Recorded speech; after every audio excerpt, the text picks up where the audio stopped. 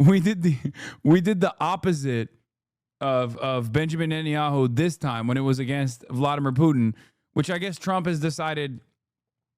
See, Trump is more Trump is more consistent. He's on that ICC shit no matter what.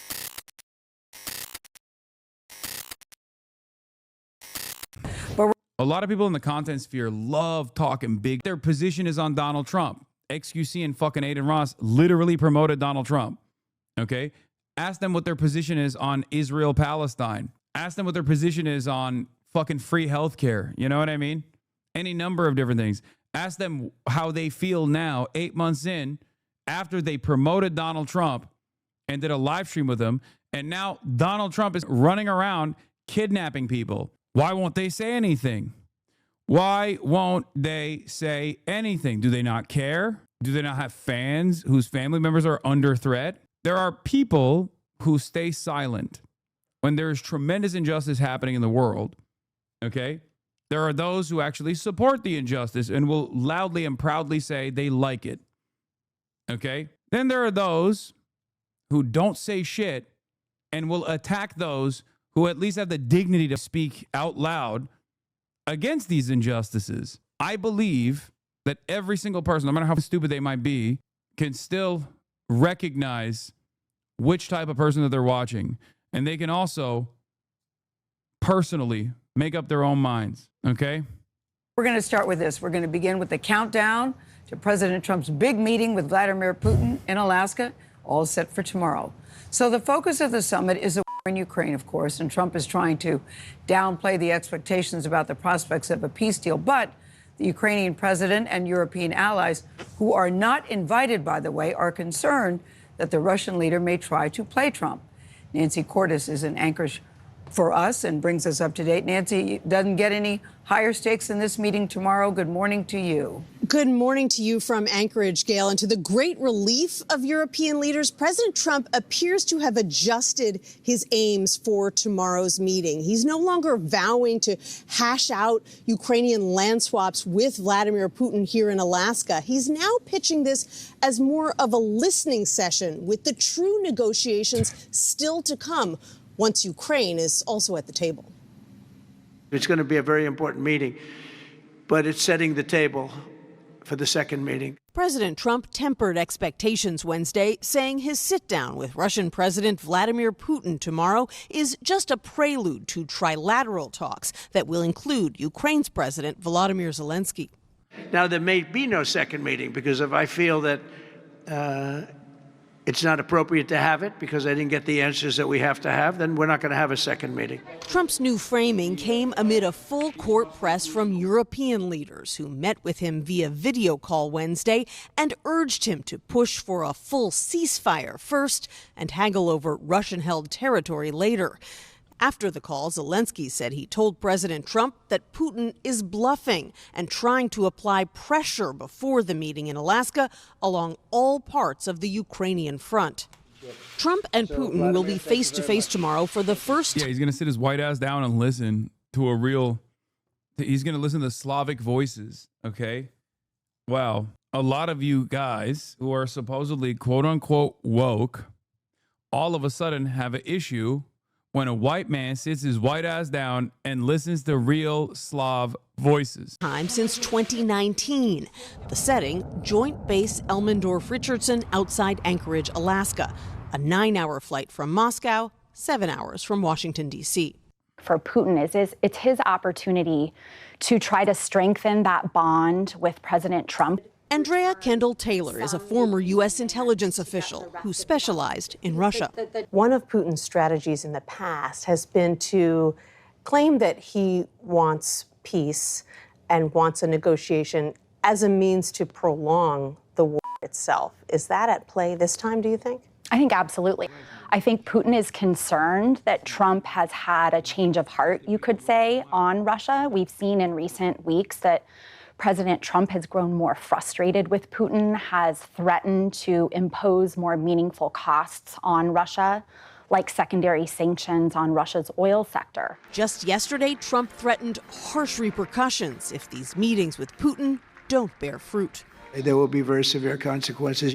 New reports out of Russia this morning indicate that Putin is going to join President Trump for a press conference after their meetings here tomorrow. And it's pretty difficult for Putin to travel abroad right now, given the crimes allegations against him and the sanctions that have been placed on his country. So, oh my God. Oh my God. I totally forgot. He's literally a war criminal. Dude, it's been so long. Wait, dude, I forgot that Putin also has travel restrictions like Benjamin Netanyahu. I'm not even kidding. Until this very moment, I was like, why Alaska? Why not a separate place? God, the ICC's got no motion, dude. It is such a clear and present vestige of American empire. Like, that's two war criminals that we just ship off to American soil. God damn, dude. Dude, the ICC is the biggest no motion ass institute. The U.S. is not a part of the treaty for the ICC and the ICJ. Yeah, except the United States is literally the country that offered direct evidence to the ICC for its war crime, for its criminal designation for Vladimir Putin. And the United States, despite not being a part of the treaty, also celebrated the ICC's decision. So that's very different. We did the opposite of Benjamin Netanyahu this time when it was against Vladimir Putin, which I guess Trump has decided. See, Trump is more Trump is more consistent. He's on that ICC shit no matter what. take a look at this, Gail. The Treasury Department has issued a special license to allow Putin and his team to land here on U.S. soil tomorrow, despite the sanctions. The license is good through August 20th. Nancy, thank you. CBS News will have complete coverage of President Trump's meeting with Putin tomorrow here on CBS and streaming on CBS News 24/7. Be led by John Dickerson and Margaret Brennan. Well, I'm going to go there, and I'm representing a lot of people, and especially people that are being killed unnecessarily, like 5,000 to 7,000 soldiers a week. They're not Americans, but their lives, their souls. Something I've stopped 6 wars this year. This was going to be one of my easy ones, but it never works out that way. This turns out to be probably the most difficult. I stopped one that was raging for 35 years, one that was raging in the Congo with Rwanda, you know that, for 31 years. And this one is raging for 3.5 years, and I'm not happy about it. It's ridiculous, and we're going to get it stopped. We're going to get it stopped.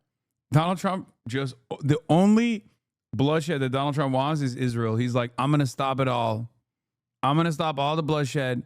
Israel is anti-Semitic, that it takes away attention from Israel's bloodshed, which is justified. I'm going to stop it. I'm going to come. I inherited this from Joe Biden, but we're going to get it stopped. So Vladimir Putin just spoke, and I have the readout, if I could share it with you.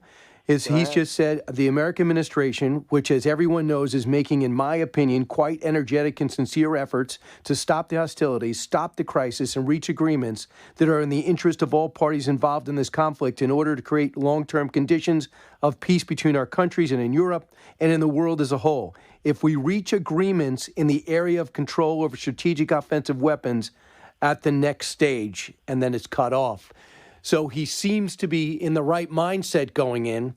How will you know if he's in the mindset for a ceasefire and a long-term end to the conflict? Well, I think you'll know that in the first couple of minutes, but I think you already know that because he's coming to Alaska. He's coming to the USA, and I think you know that. I think that's a nice statement. Wait, that's a bigger flex for him almost. No? Like, isn't that, I don't know. I feel like Trump claiming that this is, I can't tell. I feel like Trump is saying that this is like Vladimir Putin is coming to me rather than me going to him. But also at the same time, you're inviting a criminal, well, I guess after Benjamin Netanyahu, another criminal to American soil again. So what if they arrest Putin? They're not arresting Putin. What are you, crazy? I just heard it. You gave me a little breaking news. I appreciate it. But I think he wants to get it done. I really feel he wanted the whole thing. I think if it weren't me, if it was somebody else, he would be not talking to anybody. He wasn't talking. You know, when I was previous to being elected, unfortunately, the 2020 election where we did so well, it was very unfortunate, the result. But what happened is when I came in, I realized, I said, this is a man that really wants the whole thing. And I think he does want It was the apple of his eye. the whole thing, and I think he has wanted the whole thing. It was the apple of his eye. Because of a certain relationship that he has with me running this country, he really, I believe now, he's convinced that he's going to make a deal. He's going to make a deal. I think he's going to, and we're going to find out. I'm going to know very quickly. We're going to go into the meeting. We're going to see him. We're going to, I won't do what Bush did, look him in the eye. I'm not going to do that. I'll look him right in the eye, but I feel a little bit differently than Bush. It didn't work out too well for Bush. Remember this, Brian. Under Bush, they lost a lot of land. Under Obama, they lost a lot of land, Crimea. Under Biden, they would have lost the whole thing if he had won the president. They would have lost the entire Ukraine. And they had started enraging. It would have never started if I was president. Not even a chance. And it didn't for 4 years. You know that. Nobody ever even talked about it. But under Trump, you know what? They got nothing. They got nothing. Except javelins hitting their tanks and lots of other things. And remember this, I was the one that stopped Nord Stream 2. You know, they always like to say, oh, Trump won Putin, working for Putin. You know, these crooked people, which they just found out now is all, they should be prosecuted. They're so disgraceful. But they made up stories. As Putin knows, I'm the toughest one that he's ever had to deal with. He's never had to deal with anybody like me. And here's the other thing, Brian. They got nothing out of Trump. They got no land. They didn't do a Bush. They didn't do an Obama. And they didn't do a Biden. So the way I understand it, Mr. President, it's hard to find out exactly what's going on in Russia. That, by the way, they're made up. Even the people of Russia don't know what's going on. It looks like 45% of their economy is military-oriented. Their factories are so depleted. They're having North Koreans work the factories and do their fighting. Do you believe that by shrinking down from 50 to 10 days and just a handful of days, was that threat is the reason why Steve Witkoff heard from them that they wanted to meet? Do you think that's the reason we're having this meeting in Alaska? Because you were about to put on sanctions? I think everything has an impact. When I told India, and which essentially took them out of buying oil from Russia, that we're going to charge you because you're dealing with Russia on oil purchases. India was the second largest and getting pretty close to China. China's the largest. And as you know, there was something in the works for that. And then they called and they wanted to meet. We're going to see what the meeting means. But certainly when you lose your second largest customer and you're probably going to lose your first largest customer, I think that probably has a role. I think he respects our country now. He didn't respect it under Biden. Nobody respected us under Biden. But he respects our country now. Right. And we have the hottest country anywhere in the world. We had a country, the market's raging.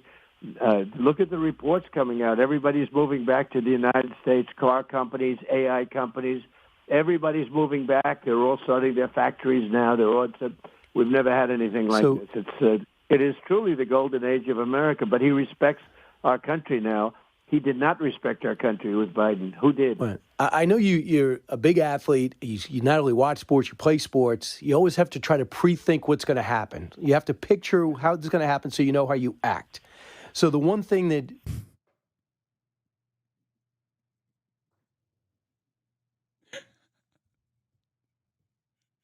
I know you never played sports, but you watch sports, which is a lot like playing sports. You're very athletic that way. Your profound understanding of watching sports has basically made you into an athlete. Why even present it as such? Just fucking say what you're going to say.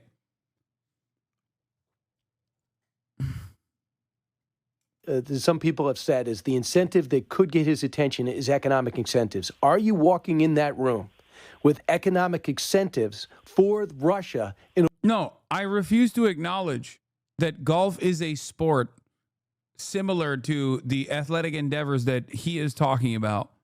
In order to stop. Especially the way that Trump plays it, okay? When his fat ass gets in that fucking cart and then has like 18 different people around him basically do everything but line him up.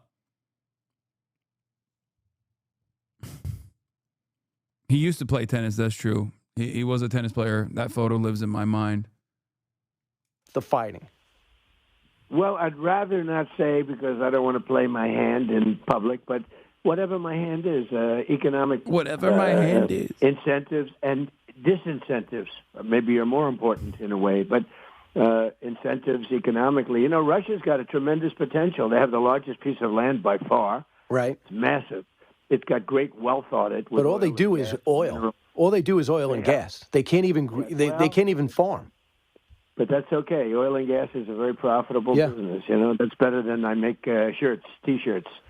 You know, oil and gas. If you say that's all they do, that's if you're going to have one business that's good, that's the business to have, and they have it. Got it. So you know they have a lot of advantages going over most countries because of the fact they have oil and gas at massive numbers like we do, and economic sanctions are very powerful, and economic incentives are very powerful, both.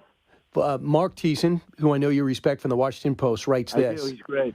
Vladimir Putin's goal is to buy more time. To avoid that trap, all President Trump has to do is hold firm to his stated position that both sides need to agree on a ceasefire now. He will push for a partial or sectional ceasefire. That would be worse than no ceasefire because it would give Russia a military advantage. Your thoughts on his conclusions?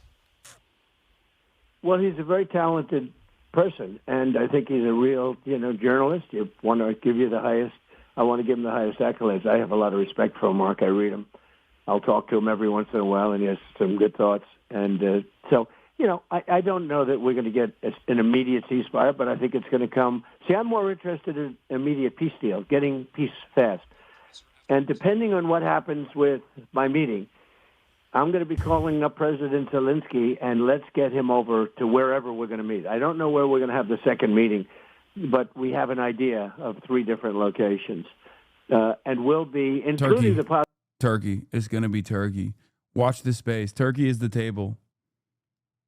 Turkey's at the table. Turkey is the table. Possibility because it would be by far the easiest of staying in Alaska. We have big flights of, and he has the same thing. We have a lot of planes going when the head of Russia, the head of the United States, et cetera, go. So, Mr. President, did you tell Zelensky to be ready? Did you tell him to be ready to come? Should you start making legitimate progress? I don't want to talk about a second meeting even to him. I don't want to even indicate there might be a second meeting. Maybe there will, maybe there won't. So I don't want to talk that. It's not okay. It's not important enough. But it would be certainly convenient if we had a very good meeting, because I'm going to let them negotiate their deal. I'm not going to negotiate the deal. I'm going to let them negotiate their deal. So we're going to be calling President Zelensky if it's a good meeting. If it's a bad meeting, I'm not calling anybody. I'm going home.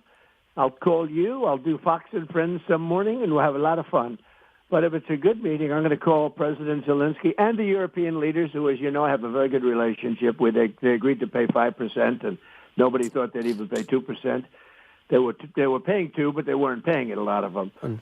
So, and they're paying 5%. They're very unified. I've never seen anything like it. Nobody can believe what we did. I saved NATO. I saved it the first time and made it very rich the second time. So it's it's quite an achievement, I think. Yeah, I know you were on with him for about an hour yesterday, but just on what you were saying, the way I understand it, Caroline Levitt had joined Fox and Friends today, and she said the format is, if I got it right, is you're going to meet, and there's going to be a press conference after. Will you be shoulder to shoulder with Vladimir Putin again? Last time was Helsinki. We haven't. I thought we had a great press conference last time. It was the fake news tried to make it bad, in particular MSDNC. They tried to make it bad. These are very dishonest people, but it was a great news conference. It was rated phenomenal, and then about 2, 3, 4 hours later, they came up with this stupid scheme about me and Russia, and what did we say at the meeting, and, where do we get the tapes, the old story. But, no, I thought we had a great meeting. And don't forget, we were under a lot of pressure because we had the Russia hoax going on. So I told him, I said, why does he sound so sad? I don't think he does. I think he sounds excited. I think he's excited to see Vladimir Putin. I feel like I've seen him more energized and more dynamic in these past couple of days than ever before. I'm not even kidding. He's in bed kicking his feet up. Yeah, for sure.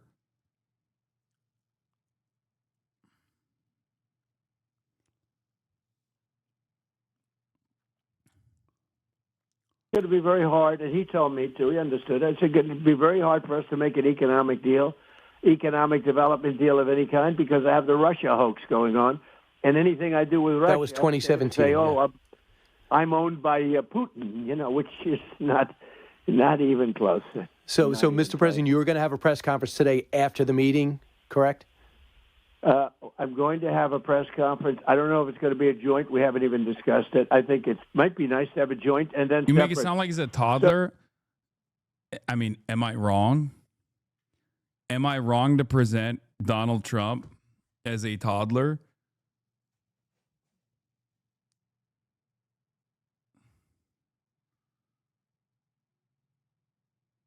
Do you think any funky stuff will happen at the summit? As someone who used to get mad about Donald Trump is gay for Vladimir Putin type statements in the first most heated days of the Russiagate stuff, I can't help but recognize that he's kind of gay for Putin. I think the libs might have been on to something on that one. He is. He's like Blue Hanan is crazy on a lot of issues, but this is the one time where it's like he's just so excited. He's so excited for Pootie Poo. Bro, he's shaving, okay? And I don't mean his face. You feel me?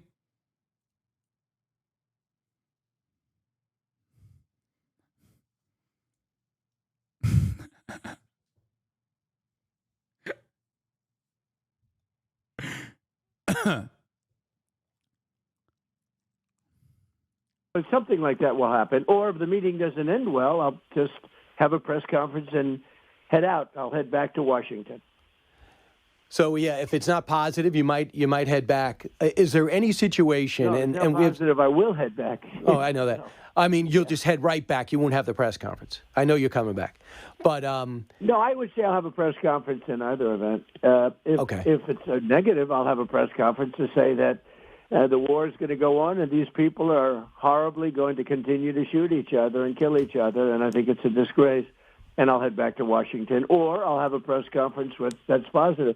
In doing 6 wars, 6 wars, think of it, and I obliterated, and now the term obliterated can be used because the Atomic Energy Commission, everybody said total obliteration. These pilots did a phenomenal job.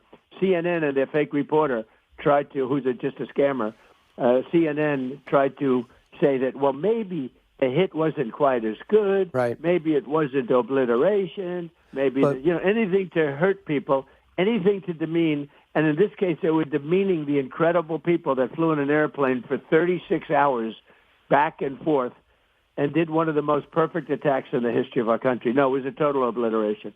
And of course, that him talking about Iran. We had a great conversation with President Trump. It went about 40 minutes. You just heard about 17. When we come back, among the things we'll talk about is what would failure be like? How is there any scenario where this meeting in Alaska would be a failure? So let's talk about, there's so much going on. And my last question to this real quick, is there any scenario where Donald Trump will look at this meeting in Alaska and say, this was not worth it, I failed?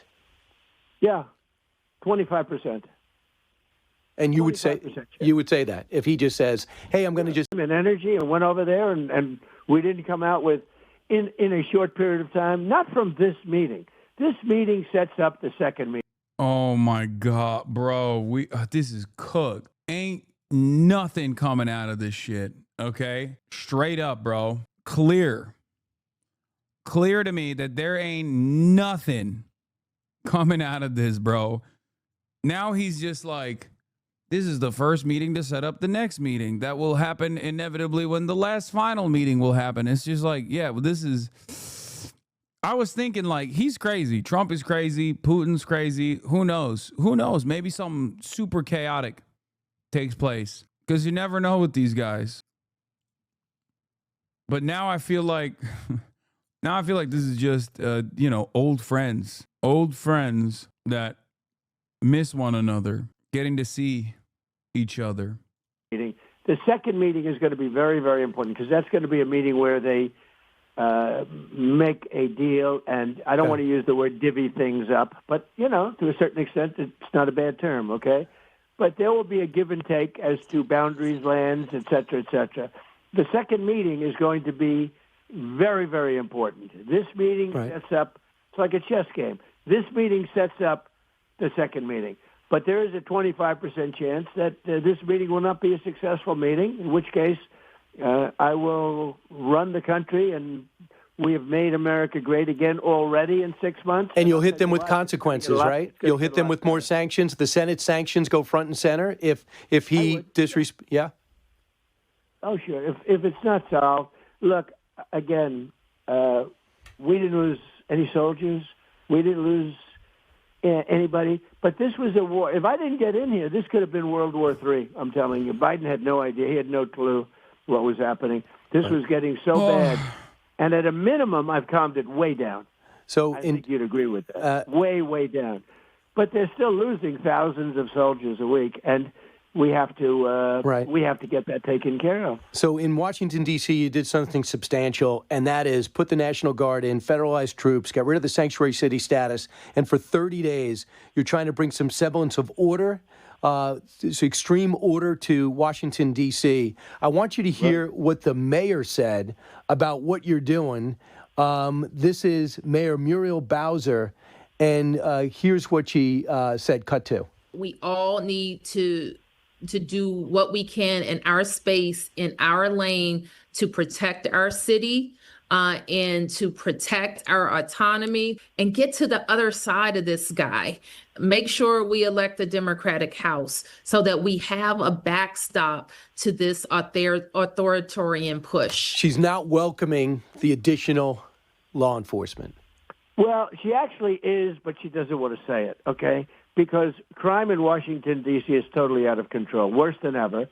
And as you know, they fired, or something happened to the person that does the stats, because they wanted him in this case, I think, to do stats which were much better in terms of crime. And they were changing crimes to, this kind of a crime, that kind of a crime doesn't get counted anymore and all that. So you don't believe those stats? It's actually worse. It's worse now than ever before. You know that. Anybody that lives here knows that.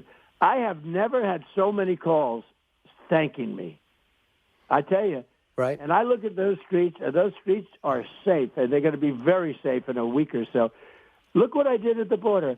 I had millions of people coming in the year before. Think of it. Millions and millions of people.